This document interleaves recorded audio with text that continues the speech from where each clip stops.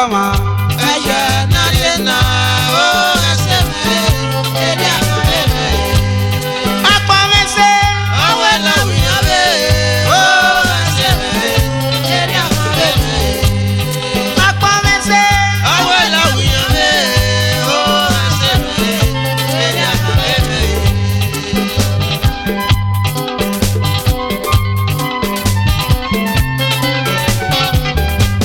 Evi madoma.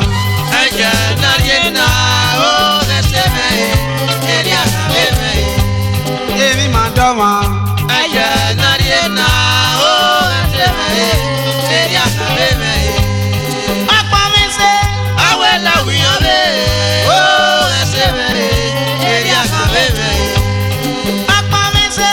Abuela uya be o ese me ella me.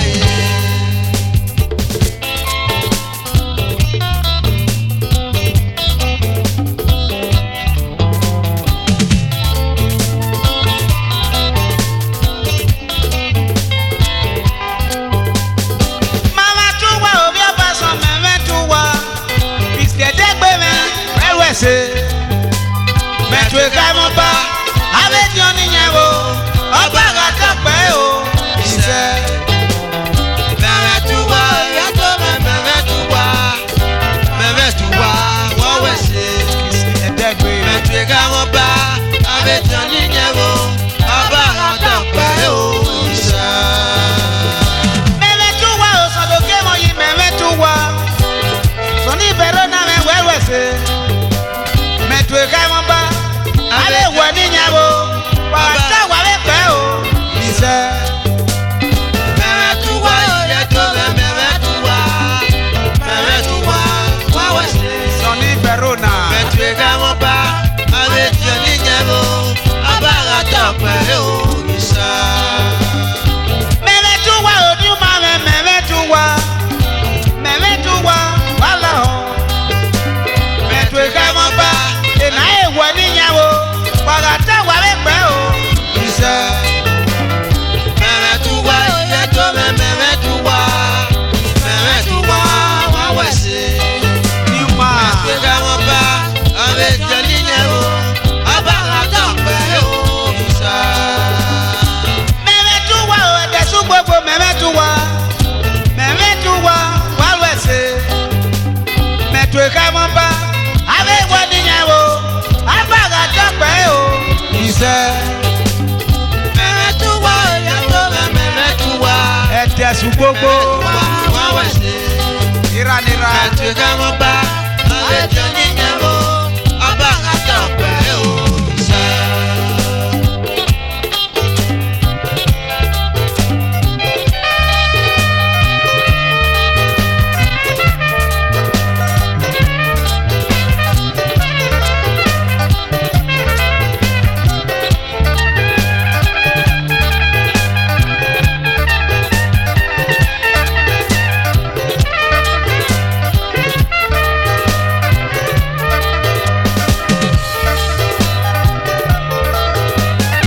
Yewa ya no magi ama no wiga iye la o.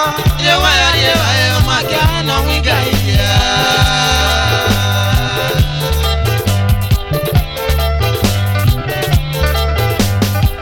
E opo ma yeke.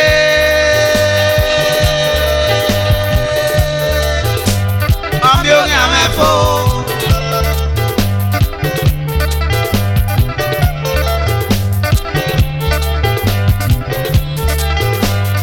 Yewa ya no magi ama no wiga iye. Yewa o maga na wiga iya.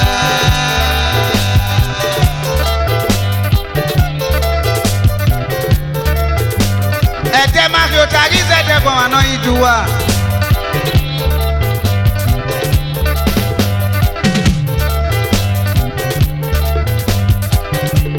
Prise weka iogwe.